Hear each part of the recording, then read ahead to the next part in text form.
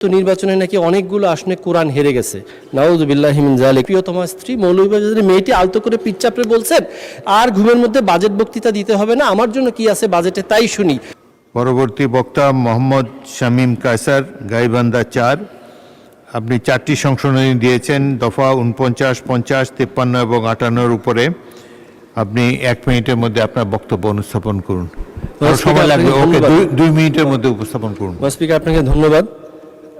আমি মোহাম্মদ শামীম কায়সার, সংসদ সদস্য ৩২, গাইবান্ধা ৪। মাননীয় অর্থমন্ত্রী কর্তৃক উত্থাপিত অর্থ বিল ২০২৬-এর দফা ৪৯, ৫০, ৫৩, ৫৮-এর উপর মোট ৪টি সংশোধনী প্রস্তাব করেছি। সংশোধনীগুলো মহান সংসদে উত্থাপন করছি এবং আমার উত্থাপিত সংশোধনী প্রস্তাবগুলো পঠিতপূর্ণে গণ্য করার জন্য মাননীয় স্পিকার আপনাকে অনুরোধ করছি। সেই সাথে আমার উত্থাপিত সংশোধনীগুলো বিবেচনা করার জন্য মাননীয় অর্থমন্ত্রী সুদৃষ্টি কামনা করছি। মাননীয় স্পিকার, বাজেট ২০২৬-২৭ কথা বলতে পারিনি, সম্ভব হলে ১টি মিনিট বাড়িয়ে দেবেন। যার সাথে সম্পৃক্ত জাস্ট এতটুকু বলতে চাই, অনেক গল্প গুজবের কথা এসেছে, আমরা একটা স্বপ্নের বাজেট, একটা স্বপ্নের কথা বলি, এটা শেষ করে দিই। মাননীয় স্পিকার, ঘুমের মধ্যে দেখছি রাজশাহীর বাগমারার ফকিন্নি নদীর পাশে একজন বৃদ্ধ লোক মনের দুঃখে বিড়ি টানছেন। তা গিয়ে বললাম যে এত কষ্ট কিসের আপনার? বললো যে এই ফ্যাসিস্ট এবং ইন্টারিম একটা জিনিসই ভেজাল মুক্ত রেখে গেল, এর মধ্যে দাম বাড়িয়ে দিলেন।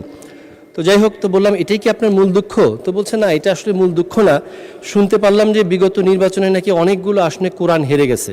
নাউযুবিল্লাহি মিন যালিক। আল্লাহ সুবহানাহু ওয়া তাআলা বলছেন, নাউযুবিল্লাহি মিনাশ শাইতানির রাজিম, বিসমিল্লাহির রহমানির রহিম, ইন্না নাহনু নাযালনা যিকরা, নিশ্চয় আমরা এই কোরআনকে অবতীর্ণ করেছি, ওয়া ইন্না লাহু লাহাফিজুন, এবং আমরা এটার হেফাজতকারী। সে অবস্থায় কোরআন তো হাঁটতেই পারে না। মনের দুঃখে ফকিন্নি নদীতে ঝাঁপ দিয়ে উঠে দেখি ঝগড়ার চর, দম্পতি ঝগড়া করছেন। তা গিয়ে বললাম, মা কি নিয়ে এত ঝগড়া? সংসারে অনেক টানাপোড়ন, কি করি, নুন আনতে পান্তা ফুরায়। ফ্যামিলি কার্ড বের করে বললাম যে লাগবে নাকি? বলে রাখ তোর ফ্যামিলি, মানে না মানে হবে নাকি একটা ফ্যামিলি কার্ড? বললাম আলবত হবে, ইনশাল্লাহ হবে, এবং আপনাকে কোনো মার্কায় স্লোগান দিতে হবে না, আপনার শুধু পরিচয় লাগবে বাংলাদেশি এবং আপনি একজন পরিবারের প্রধান নারী।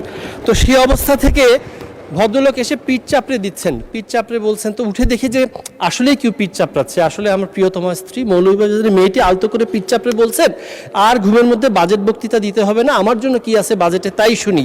তো বললাম অবশ্যই আছে, ওই যে প্রদেয় করের থেকে উৎসে কর, অগ্রিম কর বেশি কাটা হয়, এটা ফেরত পাবেন।